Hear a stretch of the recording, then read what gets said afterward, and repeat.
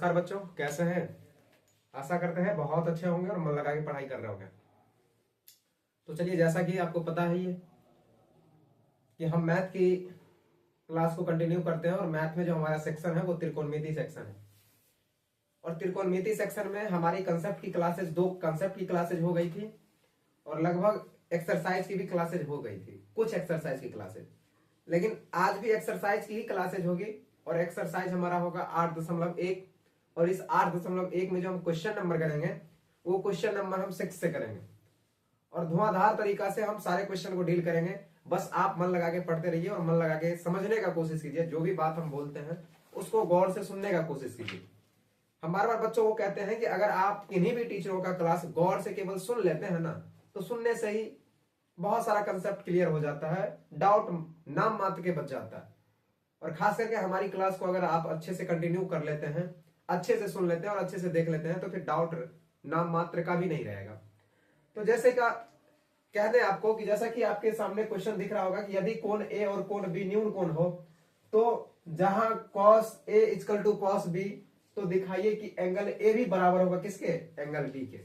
तो कुछ कंडीशंस आपको दे दिया गया है, पहले में ही कंडीशन दिया है कि आपका ए और बी जो कोण है वो न्यून कोण होना चाहिए। यानी ए और बी को वहीं पे रखिए जो आपका एंगल क्या है? न्यून कोण है, एक्यूट एंगल है। और दूसरा कंडीशन कहा है कि आपका जो cos a है वो cos b के बराबर हो सकता है। आप दिखाइए कि जब cos a और cos b के बराबर हो सकता है तो क्या आपका एंगल a एंगल b के बराबर होगा? ये आप दिखा के हमें बताइए। तो आइए हम दिखाते हैं कैसे। सबसे पहले जो दिया गया उसको लिख लेते हैं। दिया गया है क्या सब दे रखा है? दिया गया है कि एंगल a और एंगल b दोनों का दोनों क्या है? दोनों का दोनों न्यून कोण है, दोनों का दोनों न्यून कोण है। उसके बाद क्या दिया गया है? दिया गया है cos a equal to cos b। और उसके बाद आपको दिखाने के लिए, कहने का मतलब है कि सिद्ध करने के लिए क्या है? दिखाना मतलब सिद्ध करना, सिद्ध करना है। क्या सिद्ध करना है छोटकू? आप देखो, सिद्ध करना है कि cos a equal to cos b। नहीं, ये भी दिया गया है ना, सिद्ध तो केवल एंगल को करना है, यानी angle a equal to angle b। Sorry, ये तो पहले ही लिख दिए थे। cos a और इक्वल टू cos b तो दिया गया था, लेकिन सिद्ध करना है, दिखाना क्या है? एंगल a भी आपका एंगल b के बराबर होगा। तो पहले आइए ट्रायंगल बना लेते हैं। आपको बताया हुआ है कि इस त्रिभुज में जब भी हम बात करेंगे तो समकोण त्रिभुज पे बात करेंगे। क्यों करेंगे? इसके लिए कंसेप्ट की क्लासेज बताए हुए। ये रहा हमारा समकोण त्रिभुज। अब बताओ, समकोण त्रिभुज में ये तो हमारा 90 अंश वाला कोण है, तो ये हमारा समकोण है। तो क्या यहां पे ए और बी को रख लेंगे? तो नहीं रखेंगे।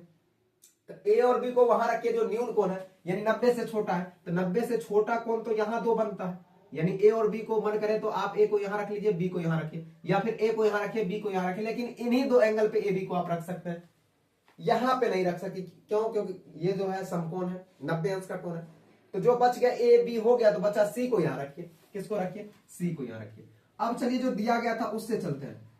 अब देखो छोटकू, आपको दिया था cos a equal to cos b। आप गौर किए, ये जो पहला कंडीशन आपको दिया था, इस कंडीशन से हमने ये पता लगाया कि ए और बी और सी को कहां पुट करना है। और दूसरा जो कंडीशन ये दिया है cos a equal to cos b, इससे पता कर लेंगे कि एंगल ए हमारा एंगल बी के बराबर होगा। तो ये कंडीशन से हमें ये पता चला कि हम ए और बी और सी का नामकरण कैसे करेंगे, यानी ए और बी को कहां रखेंगे और सी को कहां रखेंगे। पहला कंडीशन से ये पता चला। दूसरा से ये पता चलेगा कि cos a बराबर जब cos b है तो हमारा एंगल ए भी एंगल बी के बराबर होगा। कैसे? आइए अब बताइए आप, cos का फॉर्मूला क्या होता है? कहेंगे सर cos का फॉर्मूला आता है आधार बट्टे कर्ण, यानी b/h। इधर भी देखो छोटकू, तो इधर भी है तो cos ही ना, तो b/h। लेकिन अब बताओ, हमें cos a के लिए देखना है। cos a यानी एंगल a के लिए जब देखेंगे तो सामने वाली भुजा लंब हो जाएगी, ये भुजा लंब हो जाएगी ए के लिए, एंगल ए के लिए देख रहे हैं। किसके लिए? एंगल ए के लिए। ये भुजा हमारी कर्ण तो फिक्स ही रहेगी, बचा जो वो आधार हो जाएगी। तो बताओ, जब एंगल ए के लिए देखेंगे तो cos का मान क्या होगा? तो b/h। तो b कितना है? तो b हमारा आधार ये है ना, a से लेके c तक, यानी AC इक्वल टू h क्या होगा? तो h हमारा AB, यहाँ a से लेके b तक AB। चलो AB। अब आप बताओ, अब एंगल a के लिए नहीं देखेंगे, एंगल b के लिए देखेंगे। तो इसको मिटाओ, कर्ण तो रहेगा ही रहेगा, बदलाव किसमें होगा? बताओ, अब एंगल बी के लिए देख रहे हैं तो सामने वाली भुजा ये क्या हो जाएगी? लंब हो जाएगी। अब ये क्या हो जाएगी? तो ये आधार हो जाएगी। तो अब आप ही बताओ कि छोटू एंगल बी के लिए जब देखेंगे तो एंगल बी के लिए हमारा बेस क्या होगा, आधार क्या होगा, आधार बीसी होगा। क्या होगा, आधार बीसी होगा। और कर्ण, कर्ण तो यहां भी ए बी ही रहेगा, कर्ण कभी बदलेगा नहीं बदलेगा, कर्ण ए बी। अब बताओ ए बी कट जाएगा ना, तो बचा क्या, ए सी, ए सी इजकल टू बी सी। अब थोड़ा देख लेते हैं। अब बताओ छोटू ए सी हमारा ये है ए सी, तो ए सी के सामने वाली भुजा के सामने वाली कोण क्या है, बी है। यानी ये दोनों भुजा के सामने वाली कोण और भुजा एक दूसरे के आपस में क्या होते हैं, बराबर होते हैं। यानी ये भुजा तो इसके सामने वाला कोण की जगह हम ये एंगल बी रख सकते हैं। देखो ना, एसी के सामने वाला कोण क्या है, जब बी के सामने वाली भुजा एसी हो सकती है तो एसी के सामने वाला कोण भी तो बी होगा ना, एंगल बी। यानी भुजा एसी के सामने वाला कोण जो है बी है। और बीसी के सामने वाला छोटू देखो बीसी ये है ना, तो इसके सामने वाला एंगल ये हो जाएगा ए, यानी एंगल ए। अब आप बताओ, क्या यही दिया था ना, थोड़ा सीधा कर लेते हैं, angle a equal to angle b, और यही प्रूव करना था। क्या आ गया, कहेंगे जी सर आ गया, प्रूव्ड। बात समझे, आ गया। तो चले, यहां तक समझ में आ गया। अब चलते हैं अगले क्वेश्चन की ओर, यानी क्वेश्चन नंबर 7 की ओर।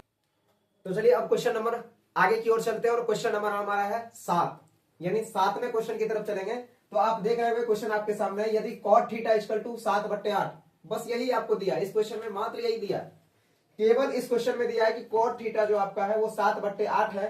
तो पहला ये निकालना, दूसरा ये निकालना।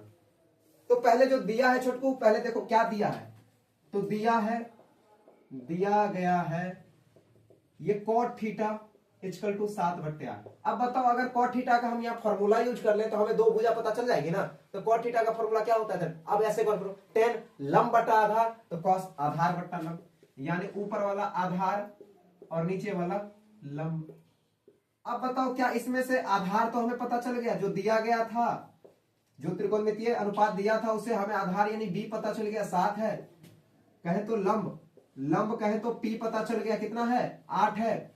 अब बताओ कर्ण क्या पता चला है, कर्ण नहीं पता चला, यानी एच पता नहीं चला। तो एच निकालने के लिए क्या करेंगे, रूट अंडर आधार का स्क्वायर प्लस लंब स्क्वायर। अब बताओ छोटू, आधार स्क्वायर कहने का मतलब है कि बी का स्क्वायर प्लस पी का स्क्वायर। बी है कितना, तो बी कहेंगे कि सर 7 है, सर आप देखिए 7 है, और पी 8 है, 8 का स्क्वायर 7 49 और 8 64। अब जोड़ोगे तो छोटू 113 जोड़ के आएगा, आप करके देख लो, 113 जोड़ के आएगा, यानी रूट अंडर 113 आपका कर्ण निकल गया। चलिए पहला क्वेश्चन क्या पूछ रहा, आइए पहले क्वेश्चन की तरफ चलते हैं। तो पहला क्वेश्चन आपसे पूछ रहा है 1 plus sine theta into 1 minus sine theta बट्टा 1 plus cos theta into 1 minus cos theta. छोटकू एक फॉर्मूला यहां देखो, यहां जो है आपको देखने में लंबा लग रहा है, लेकिन ज्यादा कहें तो कंसेप्ट की क्लासेस कर लेते ना, तो ये सब का सब फॉर्मूला के साथ छोटा हो जाता। लेकिन अभी अगर फॉर्मूला के साथ हम छोटा भी कर लें तो आपको समझ में नहीं आएगा। एक काम करते हैं कि छोटा सा फॉर्मूला जो आपको अभी जानकारी में है उन्हीं फॉर्मूला को लगा के छोटा सा कर लेते हैं। आगे जब बता लेंगे ना सारा कंसेप्ट तो बताएंगे कि ये भी क्वेश्चन बहुत छोटा हो सकता था, बहुत छोटा। लेकिन अभी ज्यादा छोटा करेंगे तो आप लोग छोटा के चक्कर में आप लोग कंफ्यूज हो जाएंगे। लेकिन यहाँ एक फॉर्मूला अप्लाई कर लीजिए। क्या आपको ये पता है ए स्क्वायर माइनस बी स्क्वायर का फॉर्मूला क्या होता है, यानी ए प्लस बी इंटू ए माइनस बी। अब आप बताओ छोटकू, अगर ए स्क्वायर में बी स्क्वायर में दोनों माइनस के चिन्ह के साथ जुड़ा रहता है तो हम कहते हैं ए और बी को एक बार जोड़ दो, एक बार घटा दो, ए और बी को एक बार जोड़ दो, एक बार घटा दो। यहाँ देखो छोटकू, ए मान लेते बी मान लेते, ए हुआ बी हुआ, तो देखो एक बार ए बी जोड़ में और एक बार ए बी घटाव में है। फिर यहाँ भी देखो ए बी एक बार ए बी जोड़ में है और एक बार ए बी घटाव में। इसका मतलब यहाँ फॉर्मूला क्या लग जाएगा, एक बार ए का स्क्वायर कर दीजिए माइनस बी का स्क्वायर कर दीजिए, यही ना। देखो ये फॉर्मूला पे है, ये देखो इस टर्म में आपको दिया गया, आपको इस टर्म में छोटा कर लेना है। आप गौर से देख लो तो कहोगे जी सर बिल्कुल आप गजब बात बता दिए, इतना बढ़िया बात आप बता देते हैं, लेकिन बच्चा समझ जाए तब। तो चलो ए प्लस बी इंटू ए माइनस बी क्या कहता है, ए स्क्वायर यानी एक का स्क्वायर एक माइनस बी स्क्वायर यानी साइन स्क्वायर थीटा। नीचे चलो ए प्लस बी इंटू ए माइनस बी यानी ए स्क्वायर यानी एक का स्क्वायर एक माइनस कॉस स्क्वायर थीटा यानी बी का स्क्वायर। अब ये भी छोटा हो सकता था, आपको जब आगे चलेंगे तो बताएंगे। ये जो है 1 minus sine square theta cos square theta होता है और 1 minus cos square theta sine square theta होता है। लेकिन अभी आप नहीं जाइए, नहीं तो फिर आप कंफ्यूज हो जाएंगे, क्योंकि ये कंसेप्ट की सर्व समीकरण पढ़ाएंगे अभी लगभग चौथे एक्सरसाइज के आसपास। तो चलिए इतना छोटा हो गया ना, इतना हो गया तो बहुत छोटा हो गया। चलिए तो एक काम करते हैं, अब मान पुट करते हैं। बताओ 1 का 1 माइनस का माइनस। साइन का फॉर्मूला क्या होता है? तो साइन कहता है लंब बट्टा कर्ण। तो लंब हो गया 8, अब बट्टा कर्ण हो गया आपका रूट अंडर 113। स्क्वायर है तो स्क्वायर दे देते हैं, स्क्वायर है तो स्क्वायर देना पड़ेगा ना। अब बताओ 1 का 1 माइनस का माइनस। कॉस थीटा का फॉर्मूला क्या होता है? Cos theta. तो कॉस थीटा क्या कहता है? आधार बट्टा कर्ण। आधार 7 और कर्ण यहां, तो आधार 7 कर्ण रूट अंडर 113। और स्क्वायर है तो स्क्वायर देना पड़ेगा, हमने तो केवल कॉस थीटा की जगह रखा है ना, स्क्वायर है तो स्क्वायर देना पड़ेगा ना। अब आ जाओ 1 का 1 8 का स्क्वायर, देखो ऊपर है, अगर कह दे बुआ a बट्टा b का स्क्वायर, इसका क्या मतलब है कि a का भी स्क्वायर होगा और b का स्क्वायर होगा। कब? जब दोनों का स्क्वायर बांट देंगे। a का कहेंगे ले तो अपन स्क्वायर ले ले, b का कहेंगे तो अपन स्क्वायर ले ले। अभी इकट्ठा दिए हुए तो दोनों का स्क्वायर इकट्ठा रखे हुए है ना, जब बांटेंगे तो दोनों पे दे देंगे, कहेंगे ऊपर वाला तुम भी स्क्वायर ले ले, नीचे वाला तू भी स्क्वायर ले ले। अब यहाँ देखो इकट्ठा है ना, तो बांट देते हैं। तो 8 का स्क्वायर 64 और नीचे वाला का स्क्वायर करेंगे केवल रूट हटेगा। आपको बता हुए हैं रूट के अंदर a है, इसका स्क्वायर है तो स्क्वायर से केवल रूट हटता है, a तो बाहर आ जाएगा ना। तो मान लेते हैं 113 है रूट के अंदर, तो स्क्वायर से केवल रूट हटेगा ना, तो बचेगा 113 बट्टा में बट्टा 1 माइनस 7 का स्क्वायर 49 और बट्टा में से ये रूट पर स्क्वायर जाएगा तो केवल रूट हटेगा 113 का 113। अब चलिए यहां से चलते हैं छोटू, यहां से चलते हैं। अब बताओ, अब ऊपर वाला में देखो एलसीएम ले लो, इसके बट्टा में कुछ नहीं एक है, इसके बट्टा में कुछ नहीं एक है, एलसीएम लोगे तो ऊपर वाला में पहले मेन बट्टा रख लो, मेन बट्टा। अब आओ 113 एलसीएम आएगा, 113 का 113 ऊपर जाएगा तो 113 और नीचे 113 मिल गए तो 64। नीचे वो वही काम करेंगे, एलसीएम लेंगे तो 113 एलसीएम, 113 का 113 माइनस 49 का 49। अब बताओ 113 में से 64 जाएगा तो 49 बचेगा, आप करके देख लेंगे। अब एक काम करो, यही काट लेते, 113 दोनों के नीचे नीचे है ना, नीचे नीचे है तो दोनों के नीचे नीचे बोला खल्लास। चलो अब आ जाओ 113 में से 64 जाएगा तो 49 बचेगा और 113 में से 49 जाएगा तो 64 बचेगा। काटना होगा तो काट लीजिएगा या फिर इतना ही पे आंसर छोड़ दिया होगा, इतना ही पे आंसर छोड़ दिया होगा। और कटने वाला हमें नहीं लग रहा है कि कटने वाला है। तो अब क्या करते हैं, ये क्वेश्चन समझ में आ गया। अब दूसरे क्वेश्चन की तरफ चलते हैं, दूसरा क्वेश्चन यही देख लेते हैं। दूसरा क्वेश्चन देखो, कॉट स्क्वायर थीटा। अब आप बताओ छोटकू, कॉट स्क्वायर थीटा आपसे पूछा, कॉट स्क्वायर थीटा पूछा है ना, इससे भी बढ़िया कोई क्वेश्चन बन सकता है। देखो कॉट का मान दिया है, केवल स्क्वायर में पूछ लिया, मान क्या था कॉट का, तो देखो नहीं तो फॉर्मूले लगा लो, आप ऐसे नहीं कहोगे। 10 का होता है लंब बटा आधार, इसका होगा आधार बट्टा लंब। अब बताओ आधार यही मान आएगा, कहीं कि कॉट थीटा का यही ना आएगा, केवल स्क्वायर ही चढ़ाना। अब बताओ आधार कितना है, आधार 7 है और लंब कितना 8 है, देखो वही आया 7 और 8। लेकिन आप बताओ स्क्वायर है तो स्क्वायर देना पड़ेगा, स्क्वायर है तो स्क्वायर दे दिए, तो 7 7 49 और 8 8 64। देखो यही आंसर है, यही आंसर है। तो क्वेश्चन समझ में आ गया? तो कहेंगे जी सर आ गया। तो अब 8वें क्वेश्चन की तरफ चलते हैं, आप लोग दिल थाम के बैठे रहेंगे, धन्यवाद नहीं अभी करना है। तो चलिए अब अगले क्वेश्चन की तरफ चलते हैं और अगला क्वेश्चन हमारा है 8 नंबर। और 8 नंबर क्वेश्चन क्या कह रहा है, सो देखिए 8 नंबर क्वेश्चन में कह रहा है कि यदि 3 cot a इक्वल टू 4, तो जांच कीजिए कि 1 माइनस 10 स्क्वायर ए बट्टा 1 प्लस 10 स्क्वायर ए बराबर cos स्क्वायर ए माइनस sin स्क्वायर ए है या नहीं। ये दिखाना है, ये क्या करना है, दिखाना है। तो आइए हम अच्छे ढंग से आपको दिखाने का कोशिश करते हैं, बस आप लोग गौर से देखने का काम करेंगे, आप देखने का काम करेंगे और हम दिखाने का काम करेंगे। तो आइए पहले जो दिया गया उसको लिख लीजिए। दिया गया है क्या दे रखा है सो बताओ। cot a equal to 4/3, cot a equal to 4/3 है। देखो छोटू, अगर cot त्रिकोणमितीय अनुपात है और त्रिकोणमितीय अनुपात है, कहीं ना कहीं दो भुजा के बारे में हमें जानकारी दे देगा। तो बताओ cot a का फॉर्मूला या cot का सीधा फॉर्मूला लगाओ ना, ये तो एंगल है ना, cot का फॉर्मूला क्या होता है, 10 का उल्टा है ना, 10 लंब बट्टा आधार, ये हो जाए आधार बट्टा लंब, यानी आधार बट्टा लंब। अब बताओ छोटू, यहां से आधार मिल गया हमें, आधार कितना मिला, तो आधार कहेंगे सर b हमको मिल गया 4। लंब कितना मिला, तो कहेंगे सर लंब यानी p मिल गया हमें 3। अब निकालना क्या बच गया, कर्ण यानी h निकालेंगे तो कैसे, तो p स्क्वायर अब प्लस b स्क्वायर। अब बताओ छोटू p कितना है, तो 3 यानी 3 का स्क्वायर प्लस b यानी 4 का स्क्वायर। तो 3 तिहाई 9 अब प्लस 4 चौके 16, 16 9 25 और 25 बाहर आएगा तो 5। चलिए कर्ण भी पता चल गया कितना 5। अब दिखाना है, आइए क्या दिखाना है सो देखिए। तो अब दिखाने के लिए क्या करेंगे, तो छोटू इस पक्ष को LHS मान लीजिए, आपका लेफ्ट हैंड साइड ये है ना, इधर वाला लेफ्ट हैंड साइड, इधर वाला राइट हैंड साइड, तो आपका हाथ जैसे है उसी की तरह, और इधर वाला को राइट हैंड मान लेते हैं यानी RHS। और निकाल के देखते क्या दोनों बराबर है। तो पहले LHS से चलेंगे। LHS क्या है, तो 1 माइनस 10 स्क्वायर ए बट्टा 1 प्लस 10 स्क्वायर ए। अब आप बताओ 1 का 1 माइनस का माइनस बट्टा मेन था मेन बट्टा 10 का फॉर्मूला क्या होता है, तो 10 का फॉर्मूला देखो कॉट को उलट दो 10 मिल जाएगा, एक नहीं उलट दो, ज्यादा काहे निकालो, अगर निकालने जाओगे तो फॉर्मूला लगा लो, निकालो वही आएगा 3/4, काहे कि कॉट का उल्टा 10 होता है, तो इसको उलट लो 3/4 3/4 का स्क्वायर प्लस यहाँ भी 3/4 का स्क्वायर।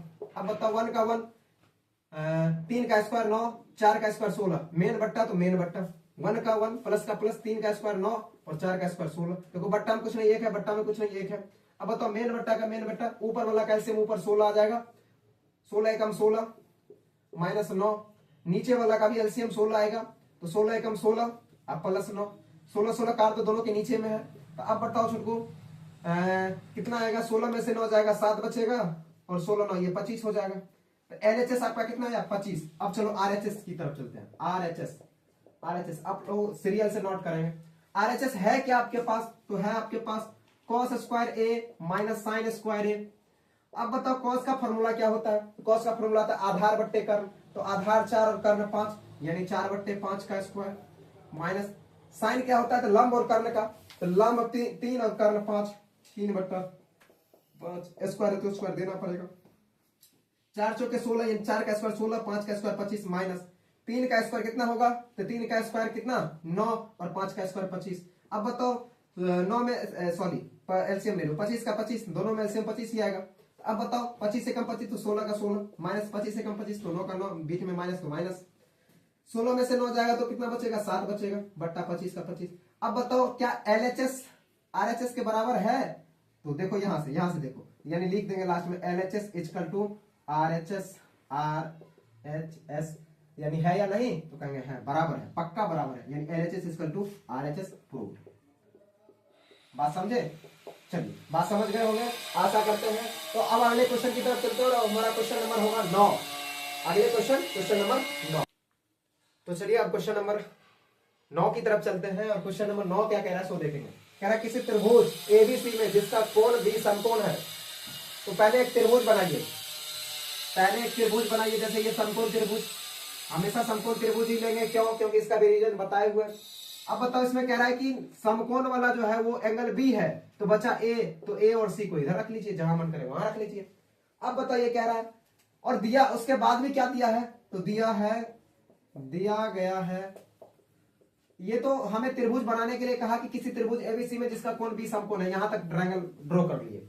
अब उसके बाद कह रहा है यदि tan A इक्वल टू 1/√3, तो tan A इक्वल टू 1/√3। अब बताओ tan त्रिकोणमितीय अनुपात है तो जरूर दो भुजा का पता यहां से चल जाएगा हमें। तो बताओ tan किसका फॉर्मूला होता है, तो लंब बट्टा आधार का, लंब बट्टा आधार। तो अब आप ही बताओ लंब कितना मिल गया यहां से, तो कहेंगे गुरुजी लंब यानी P आपका मिल गया 1, आधार कहें तो B आपका कितना मिल गया, तो कहेंगे गुरुजी B मिल गया √3। देखो ना ऊपर वाला ऊपर का नीचे वाला नीचे का। तो अब यहां से बचा क्या, तो कर्ण बचा, कर्ण निकाल लेते हैं, कर्ण यानी H क्या है, तो √P² प्लस B स्क्वायर। अब बताओ P कितना है, तो 1 यानी 1 का स्क्वायर प्लस B कितना है √3, तो √3 का स्क्वायर।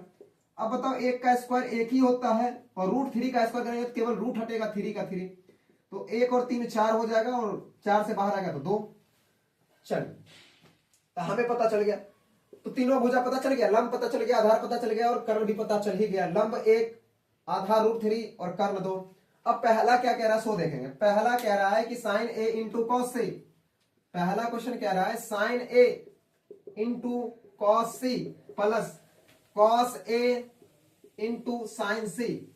अब छोटकू बताओ फॉर्मूला सबके लिए आपको पता होना चाहिए, फॉर्मूला सबके लिए। पहले एंगल A के लिए देख लेते हैं, देखो एंगल A यहाँ है ना, तो दोनों के लिए देख लेते हैं। बीच में प्लस है तो बीच में प्लस रख लो। ये बनाने का थोड़ा सा बेसिक्स तरीका है जो बचपना में भी हो, उस बचपना के तहत ऐसे बना सकते हो।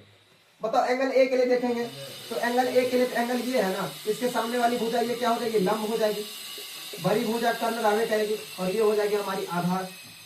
तो अब आप बताओ, बताना ये है कि बताओ साइन किन दो भुजाओं का अनुपात होता है, तो कहेंगे सर साइन लंब बट्टा कर्ण होता है। लंब तो लंब 1 है, एंगल A के लिए देख रहे, देख लो ये दोनों एंगल A के लिए है। बाकी फिर चलेंगे तो ये एंगल C के लिए देखेंगे और ये भी एंगल C के लिए देखेंगे। अभी एंगल A के लिए देख रहे हैं तो एंगल A में हमारी ए बी जो है वो आधार वाली भुजा है, बी सी हमारी लंब है, और उसके बाद आओ तो ए सी हमारी क्या है, तो ए सी हमारी कर्ण है। तो चलो, तो यहां बताओ छोटकू, बताना ये है, बताना ये है कि अभी जो आप बताओ एंगल ए के लिए ना, एंगल ए के लिए बताओ। चलो तो एक काम करते हैं, काम ये करते हैं, थोड़ा सा इसको मिटाया जाए, पहले मान तो पुट कर ले इसमें, पहले मान तो कर्ण वाला रहने दो। मतलब लंब आपके पास कितना था, तो लंब 1, आधार √3, जब सामान्य समकोण त्रिभुज होता है तो ऐसा, और कर्ण हमने कितना निकाला 2। अब आप एंगल ए के लिए बात करेंगे तो सामने वाली भुजा ये लंब, कर्ण फिक्स और ये आधार। अब आप बताओ, तो आपको ये बताना है छोटकू कि आपका जो साइन होता है वो लंब और कर्ण का क्या होता है, लंब और कर्ण वाली भुजाओं का अनुपात होता है। तो लंब कितना है, तो लंब BC है, BC, और बट्टा आधार कितना है, तो आधार AB है, यानी लंब ये सॉरी कर्ण लेना है ना, तो कर्ण हमारा AC है, AC यानी BC बट्टा AC। अब फिर यहां आ जाओ, कॉस आधार बट्टा कर्ण, तो आधार कितना है, आधार AB, तो आधार AB, तो AB कितना है AB, और बट्टा कर्ण आपका AC। चलिए ये एंगल ए के लिए देख लिए, एंगल ए के लिए देख लिए। अब आओ, अब आ जाते हैं किसके लिए, तो एंगल सी के लिए। अब आ जाते हैं एंगल सी के लिए, अब आ जाते हैं एंगल सी के लिए। तो एंगल सी के लिए बदल जाएगा, एंगल सी के लिए देखेंगे तो देखो ये सामने वाली भुजा अब हो जाएगी लंब, और ये हो जाएगी हमारी आधार एंगल सी के लिए। अब चलते हैं, इनटू है तो इनटू गुना का चिन्ह होता है, कॉस क्या होता है, आधार बट्टा कर्ण, आधार। तो बताओ एंगल सी के लिए आधार क्या है, एंगल सी के लिए आधार BC है, और कर्ण क्या है, तो कर्ण तो हमेशा AC ही रहेगा। चलो इनटू है तो इनटू साइन सी के लिए, तो एंगल सी के लिए देख रहे हैं, तो एंगल सी के लिए तो हम ट्रायंगल भी ड्रॉ कर ही लिए ना, केवल अब अनुपात के लिए फॉर्मूला अप्लाई करिए। तो साइन के लिए फॉर्मूला क्या होता है, तो साइन के लिए लंब बट्टा कर्ण होता है। तो लंब कितना है, तो लंब कहेंगे गुरुजी आपका AB है, और कर्ण कितना है, तो कर्ण तो हमेशा AC था। चलो अब बताओ AB का स्क्वायर, ये सॉरी BC का स्क्वायर, AC का स्क्वायर, या ऐसे काम कर लो, पहले मान ही पुट कर लो। BC है कितना, तो BC 1 है, बट्टा AC कितना है, तो AC आपका √3 है। यहां भी आओ, BC 1 और AC √3 नहीं, अरे ये तो AC तो 2 है, AC तो 2 है। चलो सॉरी, अब बताओ AB कितना है, तो AB आपका 1 है। गड़बड़ हो गया, गड़बड़ हो गया भाई, गड़बड़ हो गया, गड़बड़ कुछ नहीं हुआ है, बस मान गलत पुट करना है। देखो BC तो ये है ना, BC ये है ना, तो √3 गुना √3 बट्टा AC, तो AC 2 गुना 2। चलो यही है, प्लस है तो प्लस। AB बताओ क्या है, AB 1 बट्टा AC 2 गुना AB 1 बट्टा AC 2। चलो √3 का √3 2 बार गुना करेंगे, स्क्वायर चलेगा, हट जाएगा रूट, केवल 3 और 3 4 प्लस 2 दूना 4 और 1 एकम 1, एलसीएम लेंगे तो 4 एलसीएम आएगा, दोनों के नीचे 4 ही है तो ऊपर वाला एज इट इज आ जाएगा, 3 + 1 तो 4 बट्टा 4 कट के आएगा 1। आंसर यही झोली में निकल के आएगा 1। केवल मान पुट करना था, जिस तरह से आप कर लीजिए। अब दूसरा वाला में इतना झमेला नहीं करेंगे, डायरेक्ट पुट करेंगे।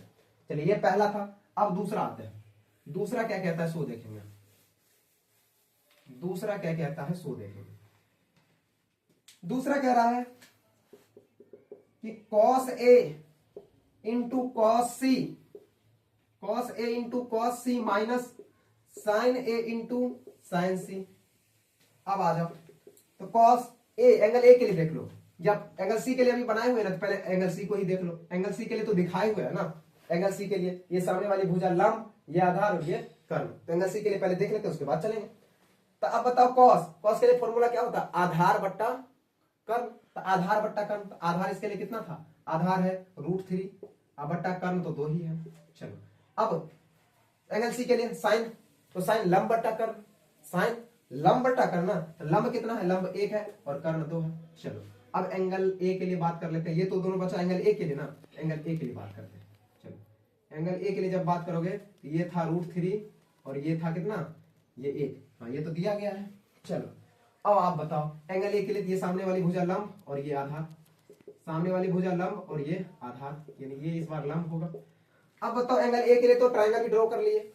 अब बताओ cos के लिए फॉर्मूला क्या होता है, तो आधार बट्टे कर्ण। तो आधार कितना है, तो आधार इस बार 1 है और कर्ण कितना है, देखो देखो देखो कर्ण कितना है, तो कर्ण कहेंगे सर 2, हर हाल में इनटू था तो गुना, माइनस तो माइनस। अब आप बताओ, बताना ये है साइन, साइन के लिए लंब बटा कर्ण, तो लंब यहाँ पे कितना है, लंब है √3, अब बटा कर्ण, कर्ण तो 2 और गुना है तो गुना। चलो कितना बढ़िया फॉर्मूला था, 2 दूनी 4, नीचे 4 आएगा, √3 का गुना 1 से करेंगे तो √3, माइनस का माइनस, 2 दूनी 4 और √3 का गुना 1 से करेंगे तो √3। चलो अब बताओ 0 आएगा क्या, अजी खूब बढ़िया। आप एलसीएम भी लेंगे तो 0, जितना प्लस में उतना है माइनस में कितना 0, पहले हमें देखने दो, हमें भी संतुष्ट होने दो, हमें भी संतुष्ट होने दो, क्या 0 ही है, हमें भी संतुष्टि चाहिए, क्योंकि 0 मिला है, इसमें तो आंसर ही नहीं है, इसमें तो आंसर ही नहीं है, आप लोग मिला लेंगे लेकिन 0 आया है। चलिए तो अब चलते हैं अगले क्वेश्चन की तरफ। तो क्वेश्चन नंबर हमारा ये 9 था, अब हम चलते हैं क्वेश्चन नंबर 10 की तरफ, आप लोग ध्यान देके सुनेंगे तब तक के लिए। तो चलिए अब इस क्वेश्चन की तरफ चलते हैं, क्वेश्चन नंबर हमारा है 10, क्वेश्चन नंबर 10, और कहे तो आज की क्लास का ये आखिरी क्वेश्चन भी होगा। तो आप कहेंगे सर गुरुजी एक्सरसाइज में तो 11वां भी क्वेश्चन रखा हुआ, यस या नो, सही और गलत वाला, तो वो सही और गलत वाला कब करना है वो भी हम आपको बताएंगे, लेकिन पहले इस क्वेश्चन को तो समझ लीजिए।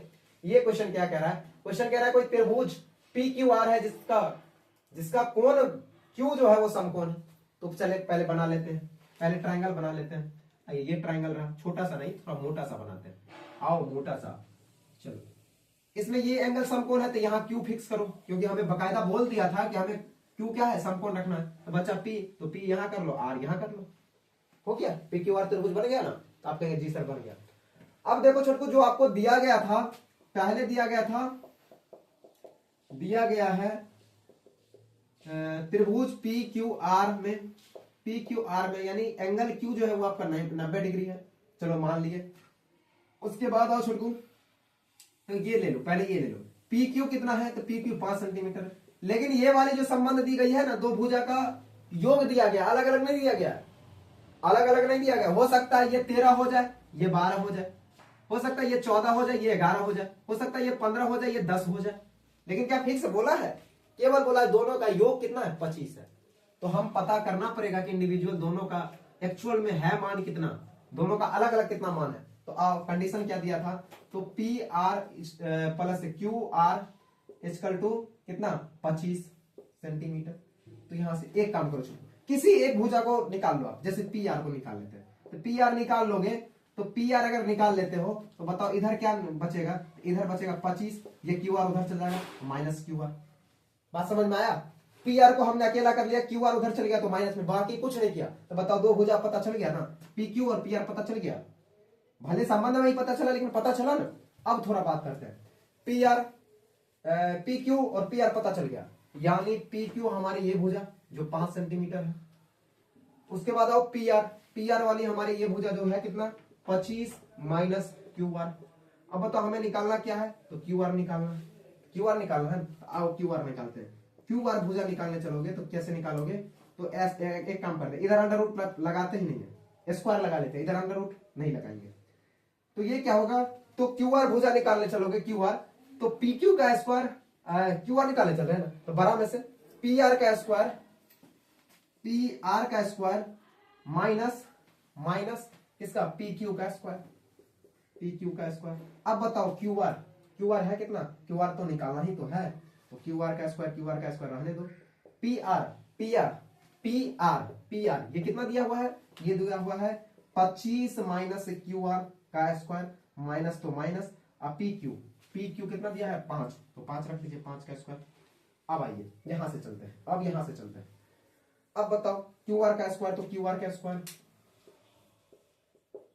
इधर जब होल स्क्वायर तोड़ोगे तो 25 का a माइनस b का होल स्क्वायर है, तो a स्क्वायर माइनस 2ab और प्लस b स्क्वायर, तो a स्क्वायर यानी 625 माइनस 2ab कर लो, तो 25 गुना 50, ab यानी a, तो a का तो गुना करिए दिए 2 से ना, 2a से कर दिए 50 और b यानी QR।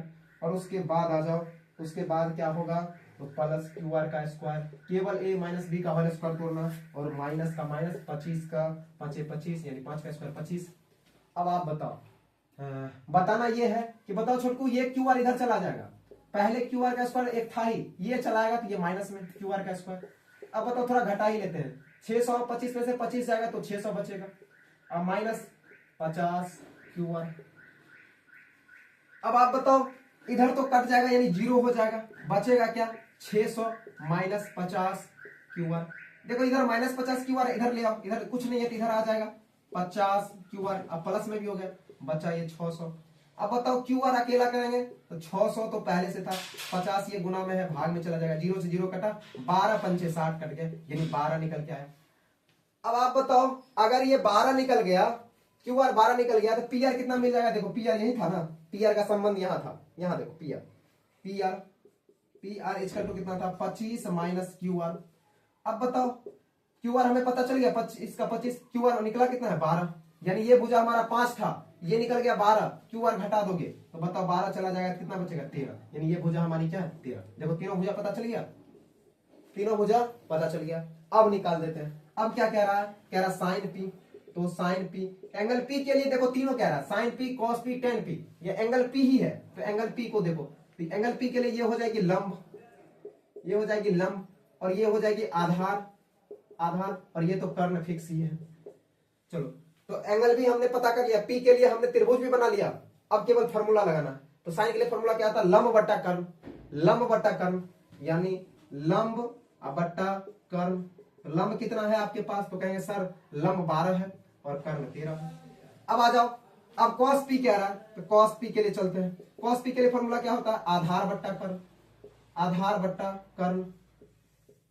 P के लिए तो हमने त्रिभुज बना ही रखा है, तो एंगल के लिए कोई दिक्कत ही नहीं, केवल फॉर्मूला लगाइए और मान रख दीजिए। आधार कितना है? तो आधार 5 है, और कर्ण कितना है? तो कर्ण 13 है। चलिए, अब अगला एक बच गया, वो नीचे आप नोट करेंगे, हम यहाँ कर देते हैं tan P equal to, P के लिए तो त्रिभुज बना ही लिए हैं, केवल फॉर्मूला लगाना। तो tan के लिए फॉर्मूला क्या होता है? लंब बट्टा आधार, लंब बट्टा आधार। तो लंब कितना है? कहेंगे सर लंब कितना है, देखिए ना 12 है, और आधार कितना है? तो 5 है, और यही तीनों आंसर होगा, 1 2 और 3, यही तीनों आंसर होगा, जाके मिला लीजिएगा। यानी हमारा एक्सरसाइज 8.1 खत्म हो गया, 10 क्वेश्चन। अब कहेंगे सर 11वां क्वेश्चन क्यों नहीं? तो छुटकू देखो 11वां क्वेश्चन इसलिए नहीं बताया है, उसमें पहला ही क्वेश्चन कह रहा है कि tan का क्या मान हमेशा 1 से कम होगा। तो क्या हमने tan का मान बताया अभी? क्या हमने tan cos sin cosec किसी यानी किन्हीं भी त्रिकोणमितीय अनुपात का मान बताया है? नहीं बताया। तो अगला क्लास जो हमारा होगा वो इसी पर होगा कि 6 का 6 त्रिकोणमितीय अनुपात जो है उसका स्टैंडर्ड एंगल पे मान क्या होता है। स्टैंडर्ड एंगल करने का मतलब 0 पे, 30 पे, 60 पे, 90 पे, 45 पे, इस सब पे मान क्या होता है। तो अगले क्लास में जैसे ही हम त्रिकोणमितीय अनुपात का स्टैंडर्ड एंगल पे वैल्यू पता कर लेंगे, और वैल्यू पता कर लेने के बाद जब हम आगे की एक्सरसाइज करेंगे तो उन्हीं एक्सरसाइज में इस 11 नंबर वाला जो क्वेश्चन है सही या गलत का, उस सही या गलत के क्वेश्चन को हम कर लेंगे। तब तक के लिए यहीं तक मस्त रहिए, पढ़ते रहिए, मुस्कुराते रहिए। धन्यवाद।